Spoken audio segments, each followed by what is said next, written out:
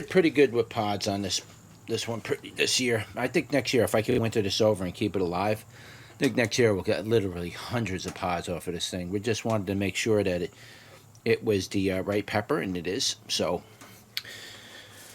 we will definitely grow it out full next year. So here it is, and they look pretty good. A little bit of, these could possibly be slug marks, or they could be maybe even some blight maybe gotten to them. We'll bite that part off, but here's one. You can get an idea what it looks like. That's what it looks like. The Imbabura. Imbabura. I think that's maybe how you say it like that. Imbabura. It's probably a city is what it is. Usually when you see that, those weird names, those are cities. And so they name these peppers after the city. I'm not sure if it has a PI number. This could have a PI number. But all that information will be in the description below. So let's turn you around and let's give that a go. Alright, welcome back everybody. We're going to do a pod review for you today. It's going to be on this pepper right here, and this is called the Imbabura. I think that's how you would probably say that. It's probably the name of a city in maybe some South American or Central American country. All that information will be in the description below. You can read about it, but here it is. And this is definitely a baccatum. How do I know? They swing like a what? Pendulum, right? Capsicum baccatum. Capsicum baccatum variety pendulum. That's generally what these are. Whenever you see these long stems on them, they're usually referred to as pendulums. They assign the name pendulum to the certain cultivars. They assign pendulum to them once they become like marketed, or they're grown. They're cultivated in a commercial sense. They're available in the open markets in those countries. They may not be available in the United States or Europe or anything like that, but they're available in that country, and they sell them out in the open markets in the street. And this is probably one of those peppers. So they named it a pendulum, and they chose that name because it swings like a pendulum. Okay, so without any further ado, I got to bite the end off of that one because you got a little funkiness going on there. So we'll bite the end off and then give the rest a good taste, and then give the rest a taste test.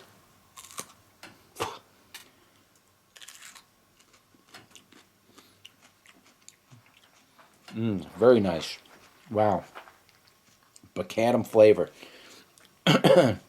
Got heat on it too. It's got a lot of heat on it.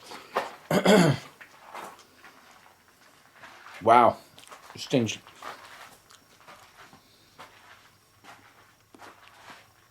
wow. This is a nice pepper, guys. A very nice baccatum flavored type pepper. Very nice flavor on it. Well, first of all, let's talk about the flavor first. We'll talk about the heat. Take another bite, and then we'll try to get the heat up. But let's talk about the flavor. Let the heat that's there build a little. Okay, so the flavor of it has a nice berry-like flavor. That's where the name aji comes from. And so this berry-like flavor in bacatums have a unique flavor. They don't really taste like too many other peppers. However, I have been doing taste tests on several bacatums this year that generally don't even really taste like bacatums at all. They tasted like anums, but the plant and the fruit and everything is coming off like a baccatum. So it is a baccatum, but they didn't taste anything like the aji baccatum flavor. Don't know any other way to put it, but that's my experience with some of the peppers I've been reviewing this year. So this particular one does have a baccatum flavor to it. Very nice sense of that baccatum flavor. It doesn't taste anything like habaneros or bell pepper or anything like that. These peppers have a unique flavor to themselves. So let's take another bite and then let's try to get into that heat.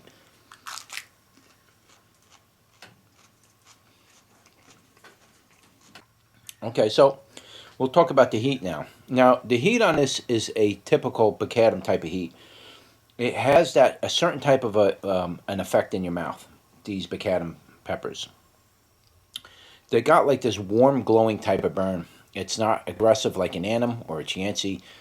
It's just like a warm, heating, glowing burn that burns up pretty much wherever you chew it. Now, this particular one, it's not touching the lips. It's just touching the end of the tongue, a little bit on the top, a little bit in the back of the throat by the tonsils, a little bit there, feels good. And it's kind of warm going down, and then in the stomach, it's warm. It's a warm spot.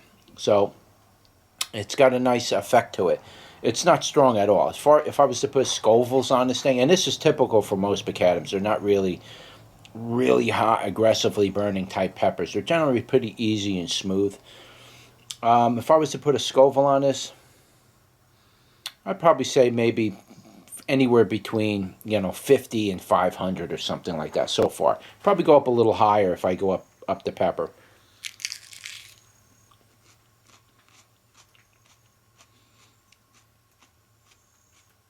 Soap on that one. Again, it had a little bit of a soapy flavor. That's usually that soapy flavor is associated with something in the capsaicin itself, but it has a nice kind of heat. It's not strong. I would imagine these peppers probably go from like 50 to 500.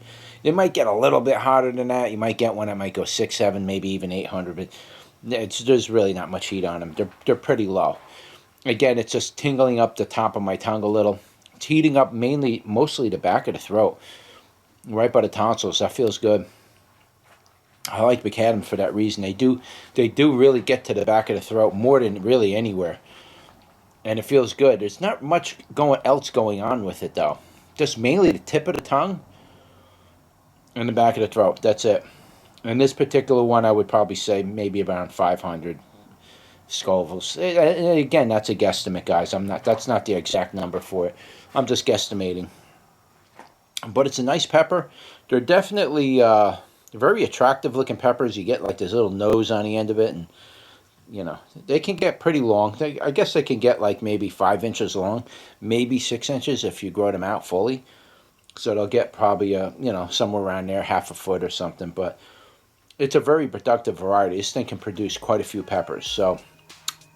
But that's really about it, guys. What I'll do is whatever information I get on this pepper, I'll put down in the description below. You can read about it there, and I'll also put a link in the description where you can pick up seeds for this if you decide that you want to give this one a grow. Alright, so that's it. Hope you enjoyed the video. Don't forget to like, share, and subscribe, and I will see you on the next one. Take care.